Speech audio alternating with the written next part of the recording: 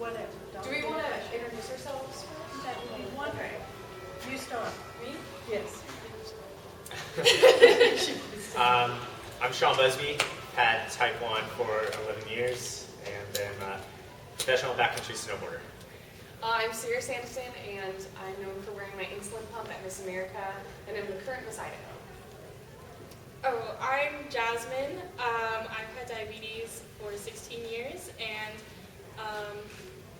I'm just a college student. I go to UC Berkeley. That's really it. I'm Elliott Fry. I've had diabetes for 13 years, and I'm the place kicker for the South Carolina Gamecocks. So y'all have the opportunity to talk to somebody that has lived with diabetes more than 4 minutes and succeeded in their field very, very well and coped with situations that you're going through now and will be going through. So you have the opportunity to ask anything you want. I'm going to start with one question because I'm crazy. You know me. I'm Julia Ponder. I'm a diabetes educator. Been one forever. I'm old as dirt. Okay. What has been your most rewarding experience in dealing with diabetes?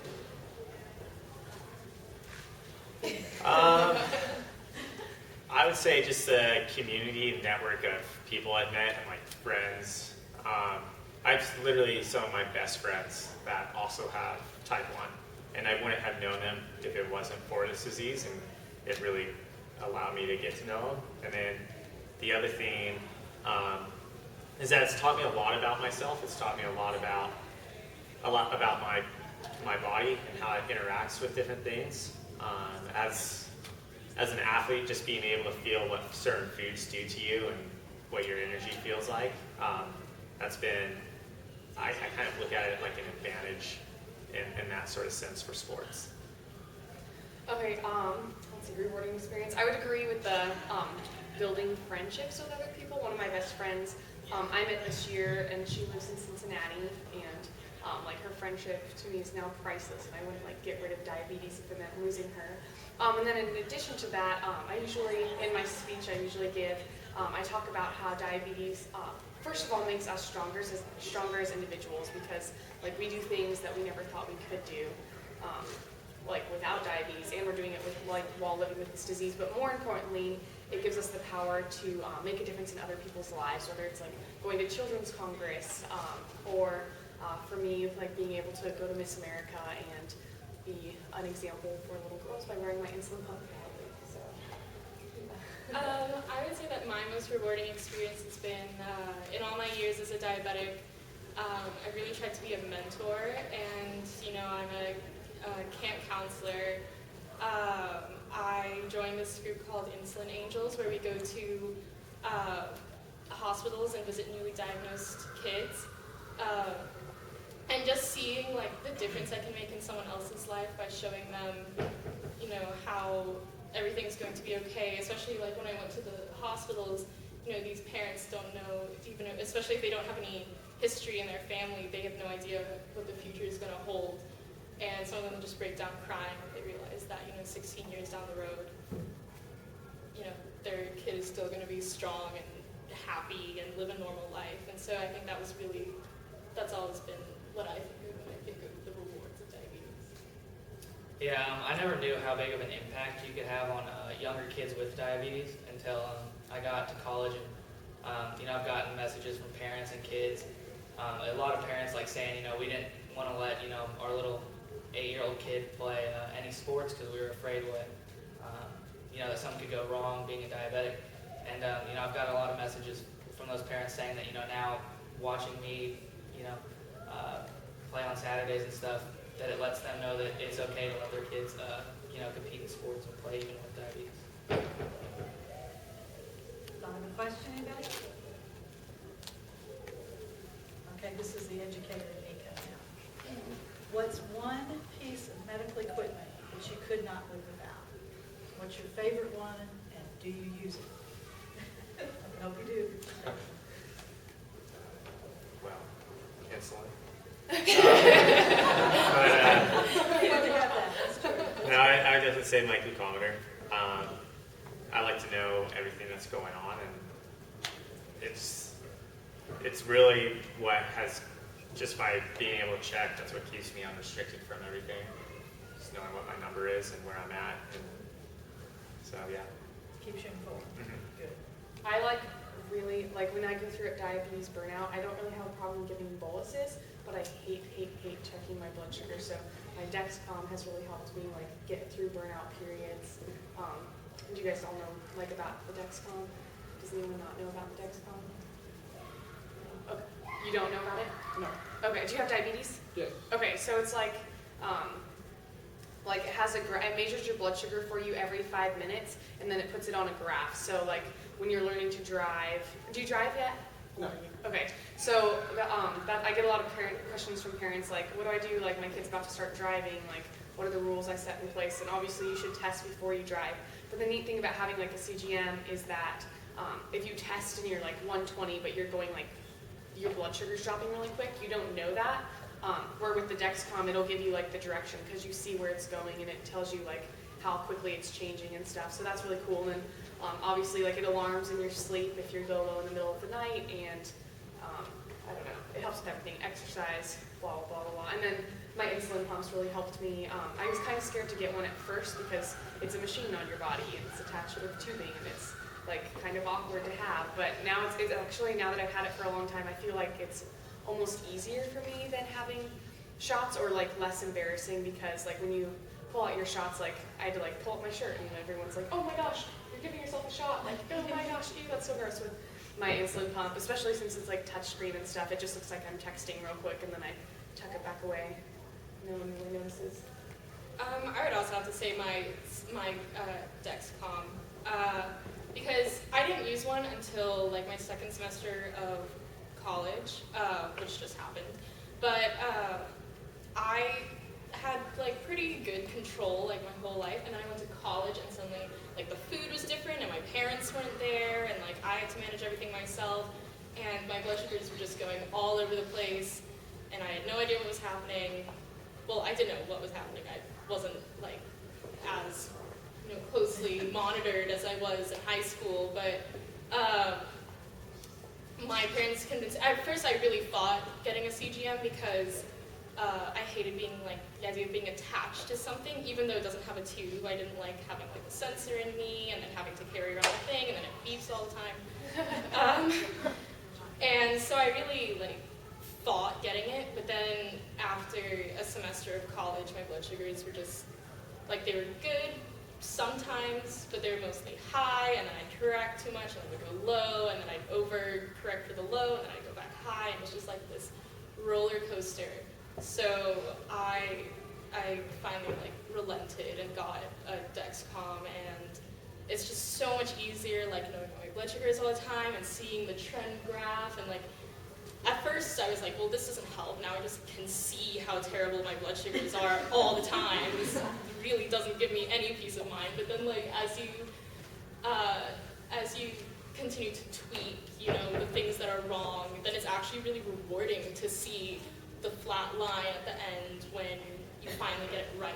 And so it's just gives you a lot more peace of mind, I think, to know what it is. It is an extra site, but it's super worth it. Would you say? Yeah. It's so nice. I'm pretty old school as far as diabetes technology goes. I still use a syringe and a vial of insulin. My problem with the pump is I had it for I think 6 years, and I really liked it, but when it comes to football, if I were to ever get tackled and that fall out during a game, that can obviously be pretty bad. You don't always have time. Don't always have time to just go and put a new site in during a game. What if something happens and we score a touchdown, I got to go kick an extra point. So basically being on the syringes gives me the ability to kind of just be more flexible, I think, with it during games and stuff, where I can just draw it up and take it right then and there. But yeah. Are you on syringes or pens? I'm on syringes. Very good. Very old You have school. much better eyesight. And with the Dexcom, when you're on one, you get a blood sugar, about 8 or 10 blood sugars are done and averaged every 5 minutes. So you're not truly supposed to use that as your meter, because that's not what you are at this actual moment. But if you're 100 and been flat for an hour, kind of be in minutes to follow. Okay. What person influenced you the most with your diabetes? Whether it was a mentor or a person that taught you the most or meant the most to you or helped you the most or whatever. But any way you want to look at it. What person mentored you the most? You had quite a few. I would say, well, I found inspiration through other athletes, though, too, that were living with it. So about the time when I was going through diagnosis, I believe Gary Hall Jr. was doing maybe some Olympic swimming events going on then. And I was pretty inspired by him because I just saw that like he was just himself. He was going to go out there, wasn't going to allow it to stop him, and just do his thing and kind of be, he was going to do his thing. He didn't care that he had type 1. He wasn't going to allow that to determine what he did. And then there was another guy by the name of Will Cross, who he's trekked across the South Pole and the North Pole and then climbed all the 7 tallest peaks on each continent. And so just being able to even talk with him and see what he does with keeping his insulin warm and that sort of stuff, I was able to get so many tips and tricks for what I wanted to do. For me, in high school, I wasn't like a lady queen at all, and I didn't really know how to do hair or makeup, and I really struggled with bullying. And I got diagnosed with diabetes about halfway through my senior year, and all of a sudden it was this thing that, I don't know, like the kid in class that like everyone just looks for every reason possible to pick on them. Like diabetes was just another thing everyone added to their list to tease me about and call it contagious and blah blah blah. And I always say like, for me the emotional burdens of diabetes have been a lot heavier than the physical ones, especially in the beginning, like feeling different and feeling that if I got a pump that I would be less beautiful. So a little while after I graduated, I heard about Nicole Johnson, who's Miss America 1999, and shortly after that I also found out, or she has type 1 diabetes, and then after I found that out, I later found out that she also has an insulin pump. And until then I kind of thought that I'd look at like Victoria's Secret models and I'd be like, well, my face doesn't look like that, and I'm not that tall, I'm not that skinny, and like these are all the things that are wrong with me because I don't look like this supermodel. And all of a sudden there's like this Miss America who's beautiful, and she was also wearing an insulin pump. So I decided that someday I wanted to get an insulin pump, and I wanted to go to Miss America and wear it on stage. So she definitely changed my life. I can't really pinpoint, one person who has been like because I had diabetes since like before I can remember. So all my life, at first I wanted to say my mom, but then she was completely new to diabetes then too. So we've kind of been learning together. So she's kind of needed a mentor too.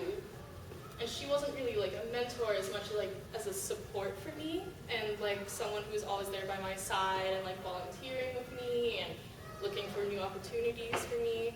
But I would say that collectively, like as a group, all of the people that I've met, like all of the friends that I met, whether it was at diabetes camp or through like mentoring or being a counselor, like the kids that I meet, I would say that, I learned something new every time I meet a new diabetic, and together, like, throughout all of my years, that they're just all sort of continuously mentoring me. How many of you all went to camps?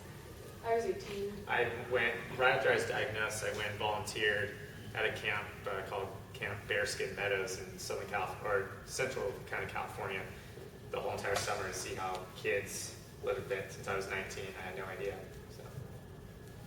And they're all, it's funny, I've sent a lot to camp because they've had diabetes for 10 years and they still won't give their shots. One camp, they come back and they're getting shots because everybody else coached them through it, and it's somebody their age. They're like, I'm sorry, I interrupted you. Yeah, like her, I didn't have one person that kind of was an inspiration to me. I guess like when I first got it, I was 7, and I didn't know anybody who had it. My parents didn't know anybody who had it.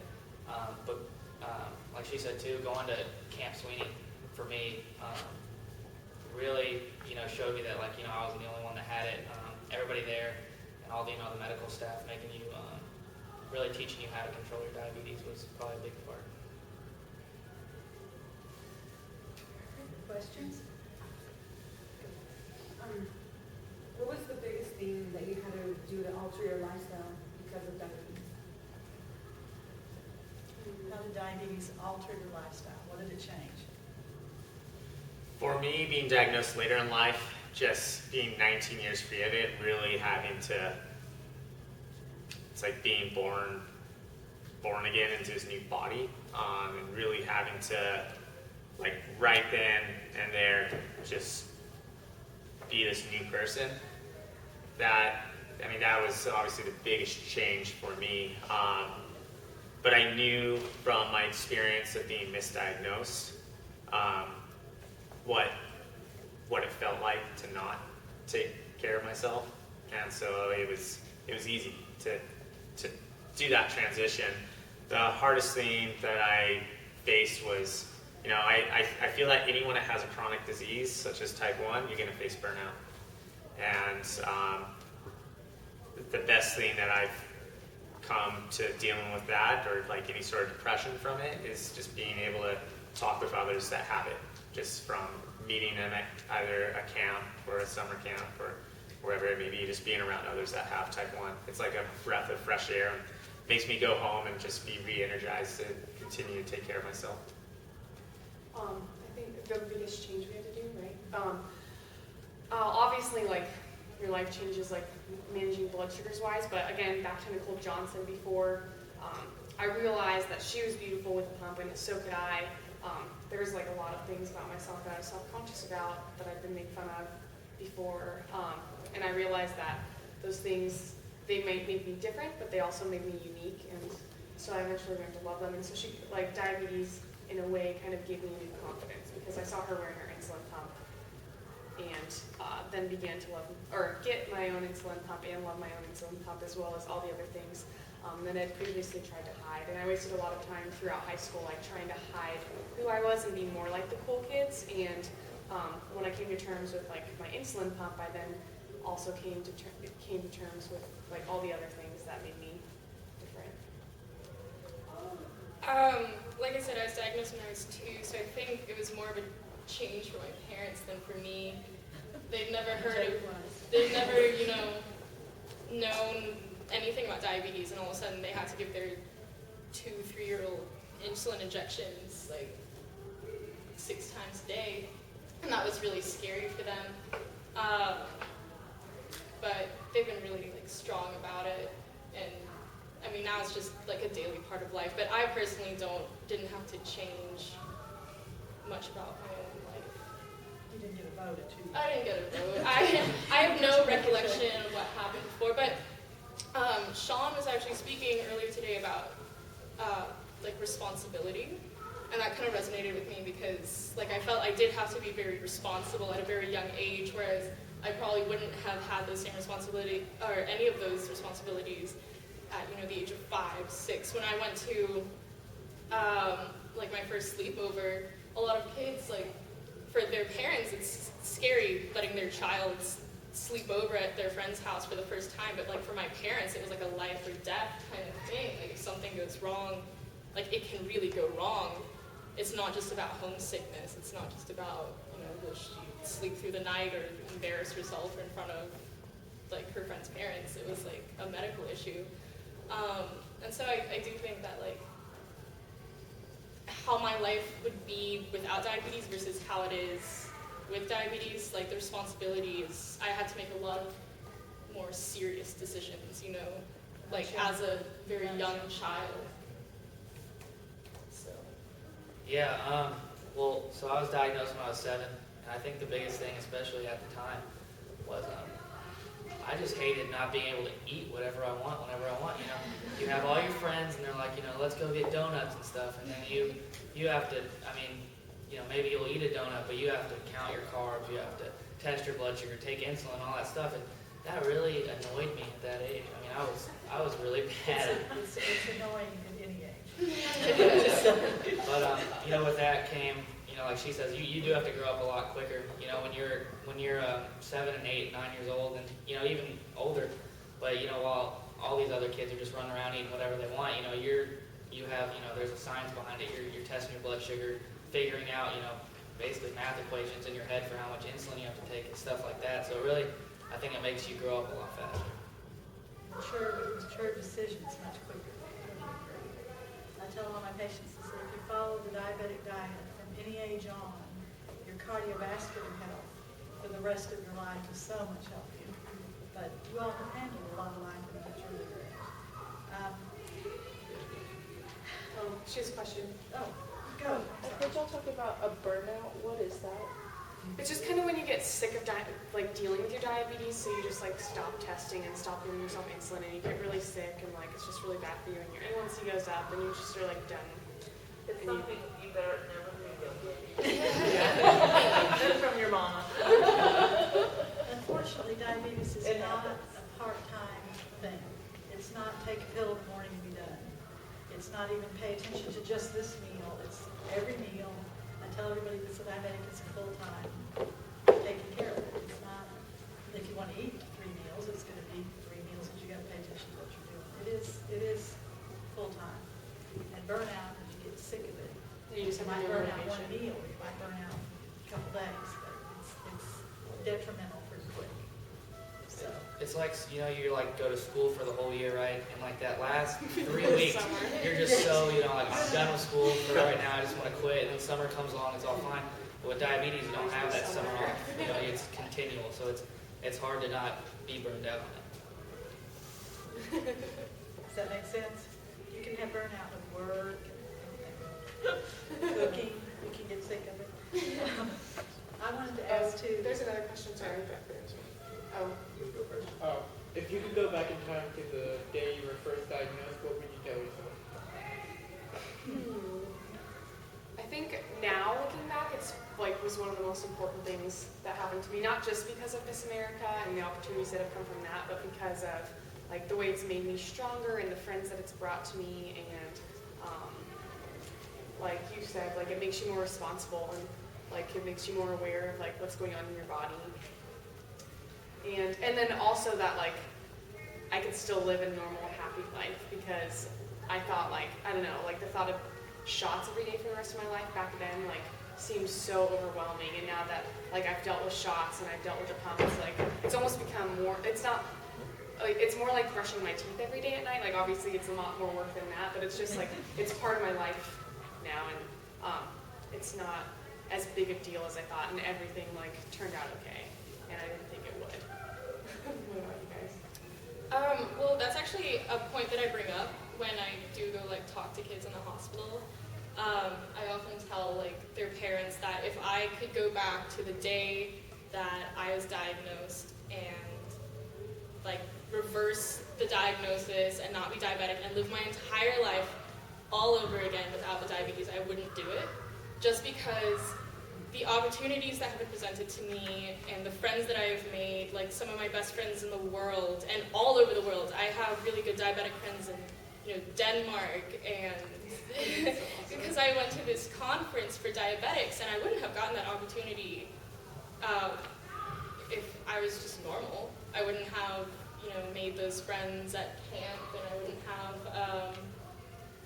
I wouldn't have gotten this platform to, diabetes also kind of, because I'm an advocate for diabetes, it gives me this drive, it gives me this, fuel, a passion for something. And I feel a lot of kids my age don't really have that yet, because they don't really have anything happening to be passionate about, and I really feel that diabetes has changed my life for the better, rather than for the worse, because you always got to look at, the good things that come out of something as well as the bad things. And I feel with diabetes, there are more good things, to be honest, than bad things in my life because of diabetes. And if I didn't have diabetes, I wouldn't have had any of them. I would have had a different life, and it might have been easier, but it wouldn't have been as passionate and responsible, and I wouldn't have had the amazing friends that I do. I would have had cool friends, but not the extra cool friends. But think, when you're a little kid and you're like 4 years old and like all of your friends are getting candy from the teacher at Christmas and you get a pencil, you don't really like think that that's a good thing, and you only think that like how can anything good come out of something that I don't get a cookie, I get a pencil and stickers. But I just tell myself to like wait a few years and you'll see.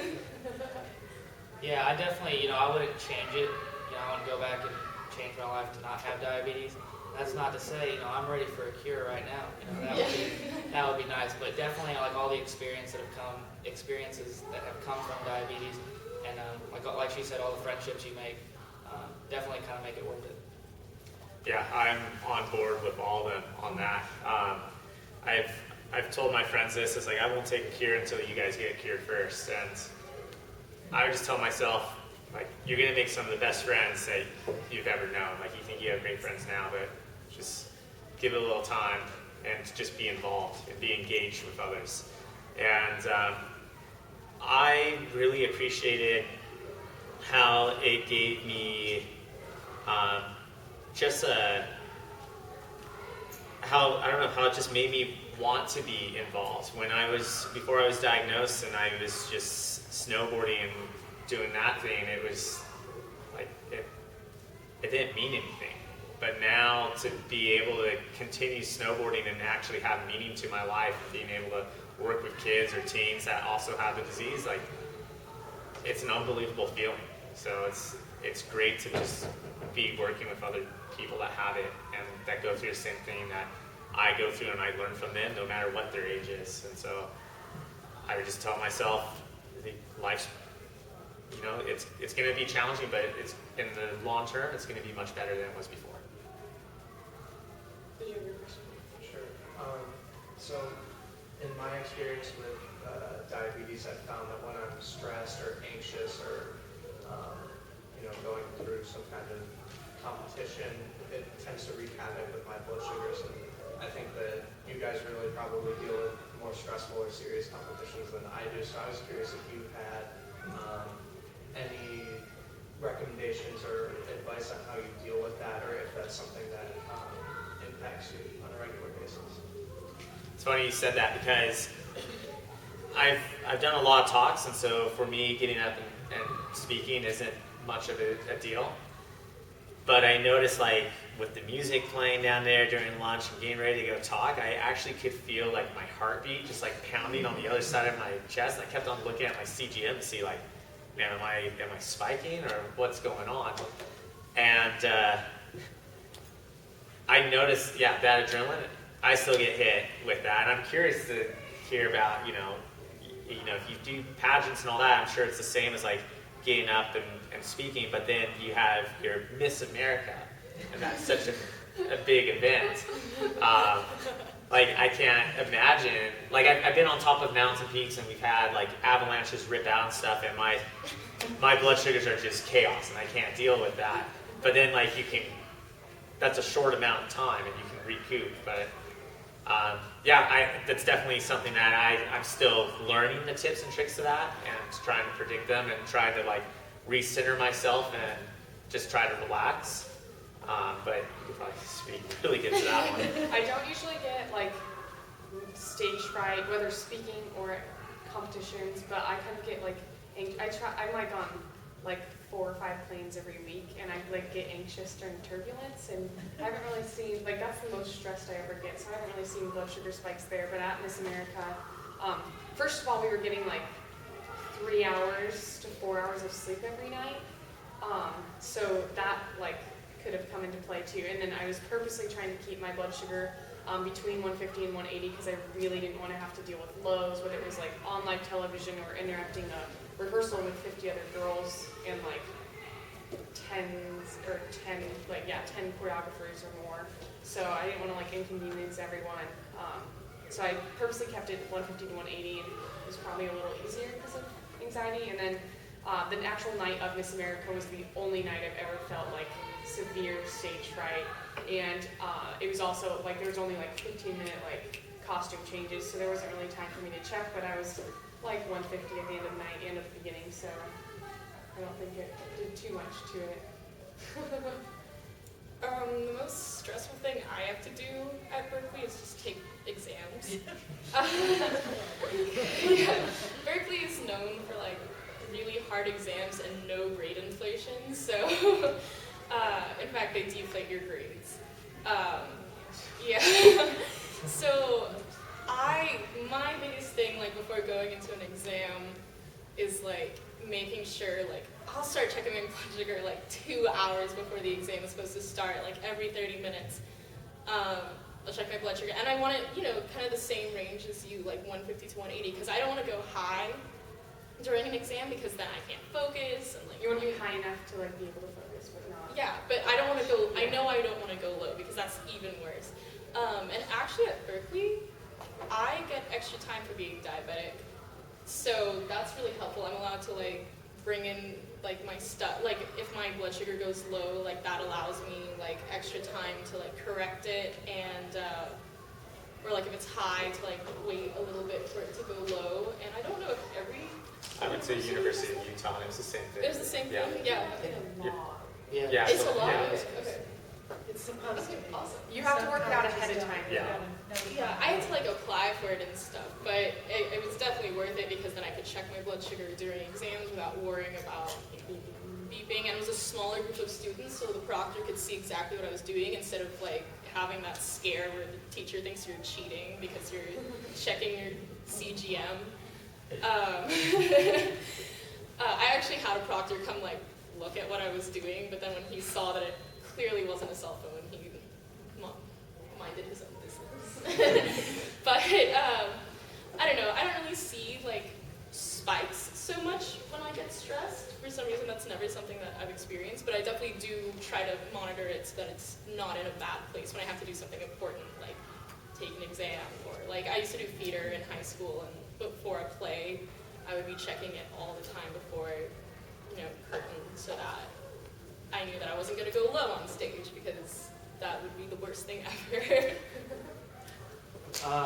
Yeah, I guess I'm lucky. Like, I don't have any spikes or anything with my adrenaline. Because I'm a kicker, it's a very adrenaline pumping type thing.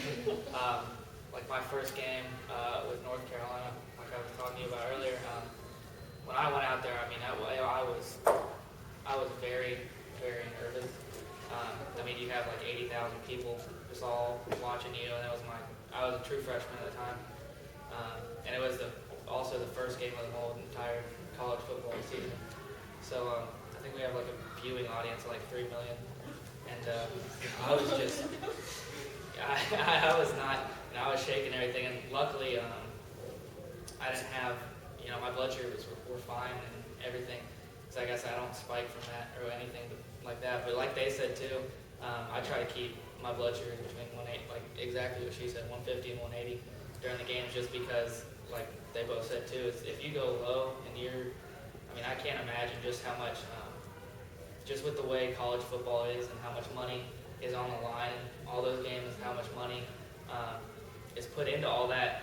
I can't imagine, there's, say you're sitting there and there's a minute and 30 left and you're going to have to go and potentially kick a game-winning field goal and, pretend that you start to go low, right? And you're about to kick that field goal in a minute.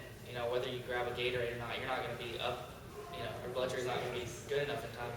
And, it's not like I can call a timeout and say, hold on, coach, like, let me get this up. Give me 15 Yeah. minutes. You have the whole entire school watching you. Yeah, And all the alumni. You got Twitter now, so people can be really mean to you on Twitter. So, I'm just messing.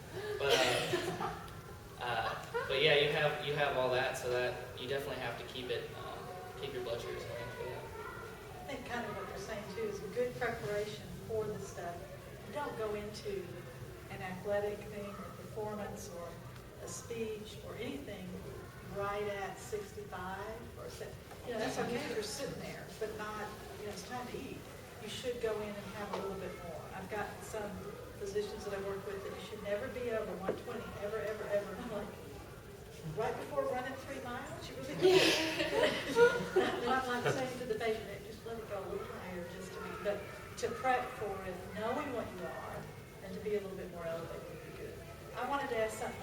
educator standpoint, I'm worse than a mother hen. Do you people tell somebody you're diabetic? Like brand new on the college campus, brand new. Do all of your friends, not all of them, but do all of you have friends that know you're diabetic? You all are very much public figures, but when you first became diagnosed or when you were going through school, do you have an advocate? Did you all tell somebody else, and who was it? That you initiated, not your parents.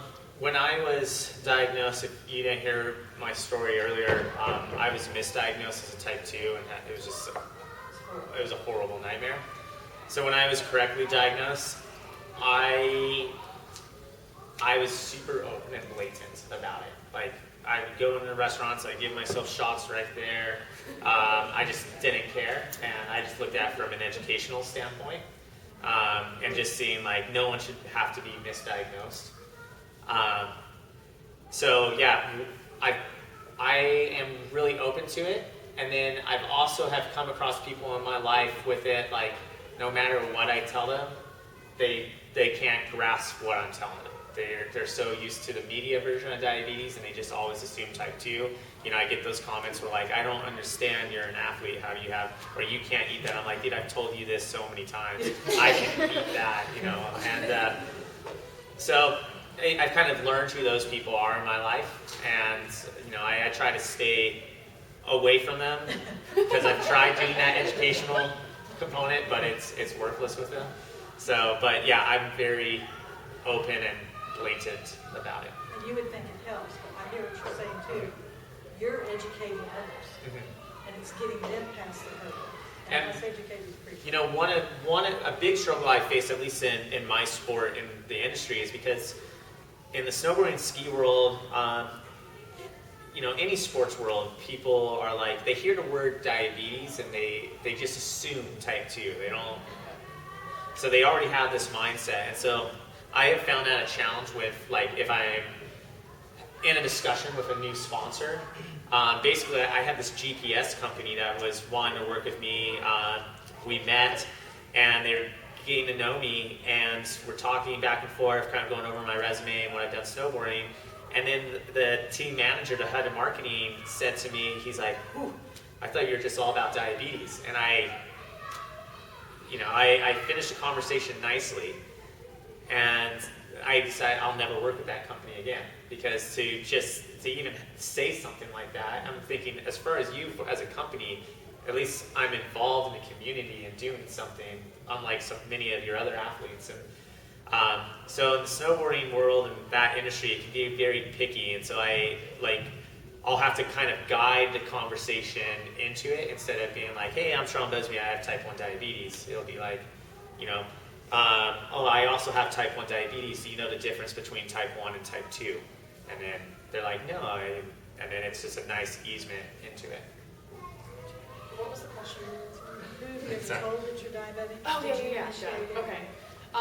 So at first, again, when I was in high school, I was like, I hated my diabetes because it made me different, and I mostly did my like shots and testing in like the bathroom because kids were so mean about it. But I really wish I hadn't like felt that way back then, because it's obvious like I wasn't testing or bolstering as much as I should have been, first of all, and then also like when you're just honest about it, like if everyone in the room and everyone in my family and all my friends know that I have diabetes, it's not going to be weird when I'm like, when my glucometer's beeping or my Dexcom's buzzing, or if I'm like eating in a weird situation to be eating in, like everyone's just going to ignore it because it's kind of normal for me. So kind of like explaining yourself almost makes it like less conspicuous, I guess. And I'd say, yeah, everyone knows now since I'm inside of Trending hashtag.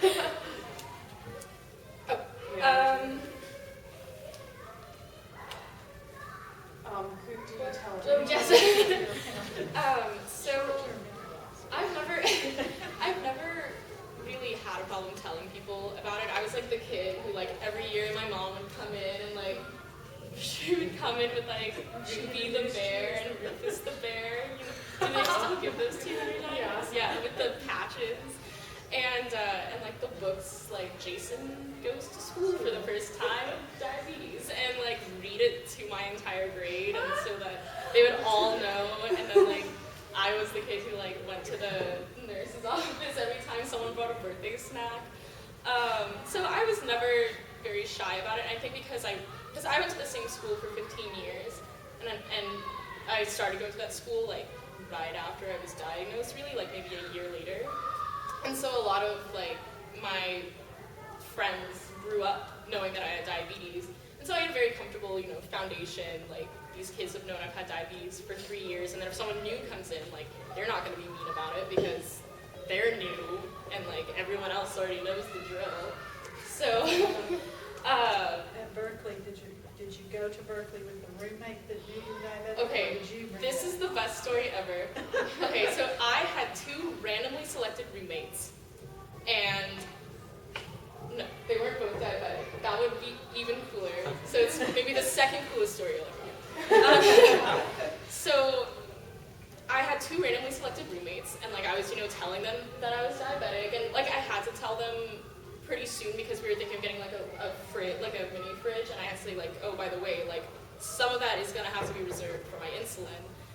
And they're like, okay, cool, yeah, that's totally fine. Like they were really understanding about it, and for a month, so my roommate's boyfriend kept coming up to visit, like just because he was still in high school and he lived like an hour away, so he would come visit.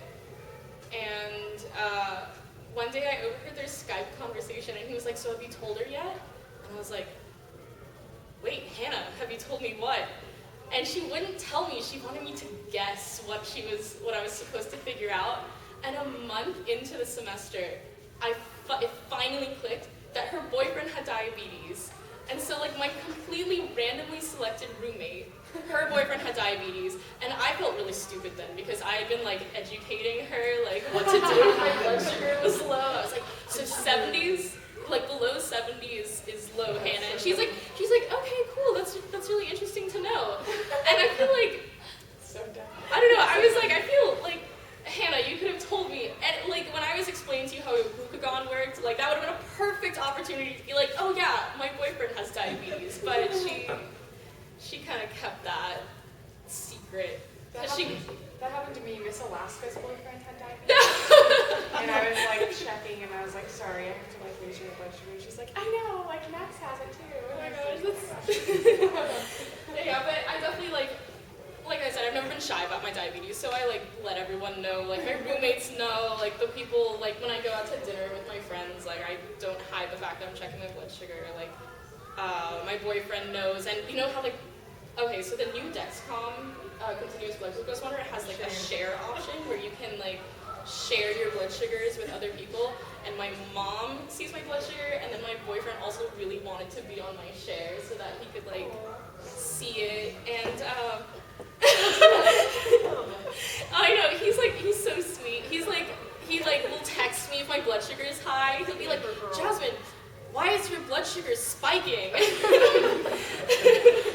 And I think that's like, that was really supportive to me. And one of his fraternity brothers, his ex-girlfriend had diabetes. So like one time my blood sugar went high when I was hanging out at his fraternity house, and like his friend like came back with all of these like juice boxes he had in his room, and he was like, I've got all, will these help? And so I find that if you tell people about your diabetes, like my experience is that the community has always been really supportive of me.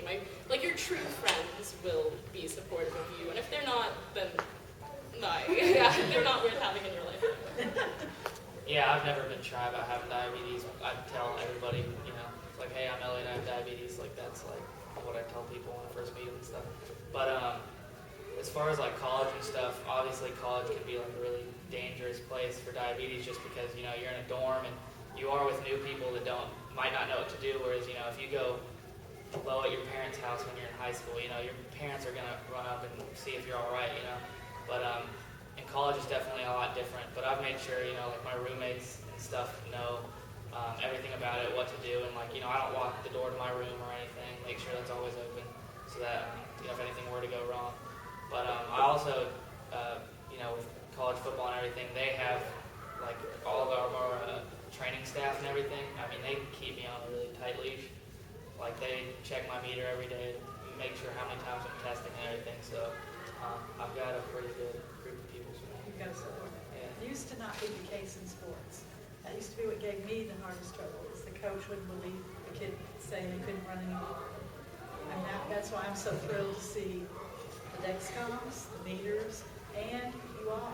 Many people have quoted Elliott to me from, they heard it on the internet, or they talked to him via Skype and stuff. And your support meant the world to my patients. You know what I'm saying? Y'all don't realize that.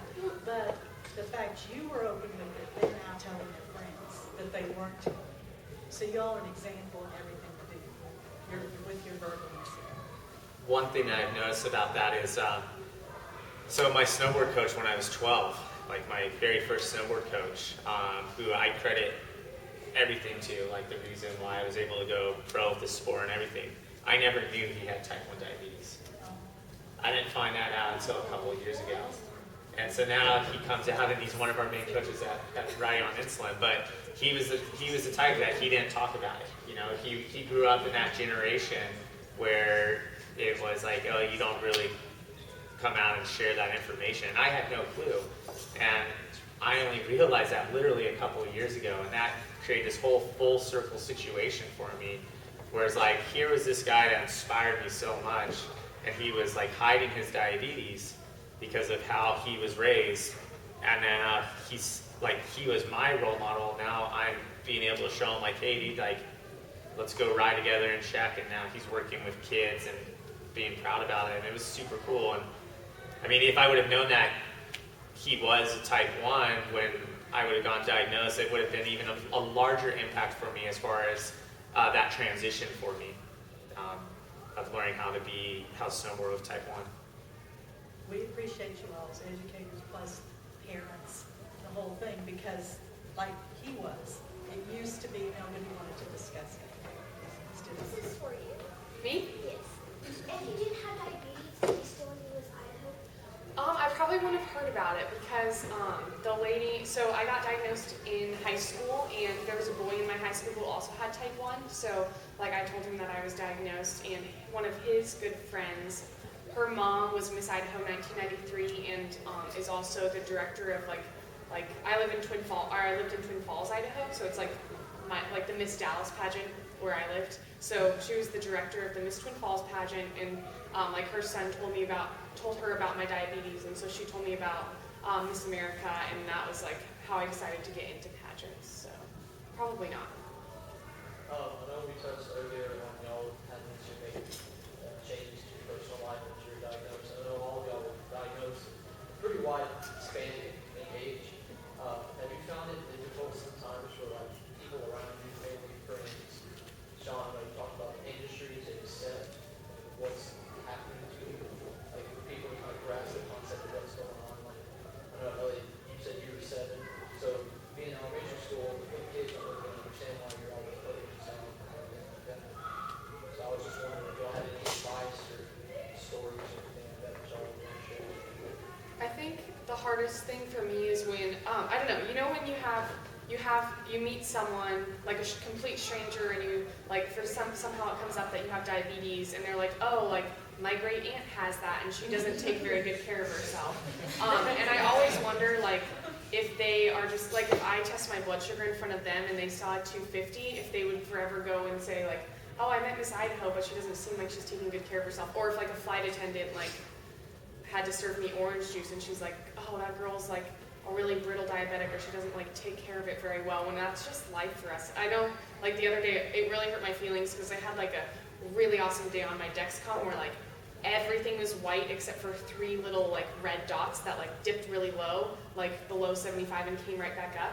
And like I never get those days, and so I took a picture of it and I was like, oh, today was such an awesome day, and I posted it on Twitter, and someone was like, oh no, like you naughty girl, like you had a low, and I was like, I'm celebrating my success, like don't turn me down. But I think the hardest part for me is like the people around me just getting like little snapshots of my diabetes and not like seeing the whole picture and then making judgments off those snapshots, because they don't like, when I'm in range, like no one has to like, I don't have to panic and take insulin or panic and like eat like or drink orange juice. So they only like pay attention to those times where I'm like not where I'm supposed to be, and that's what they make judgments off of, and that's like pretty painful for me to deal with sometimes.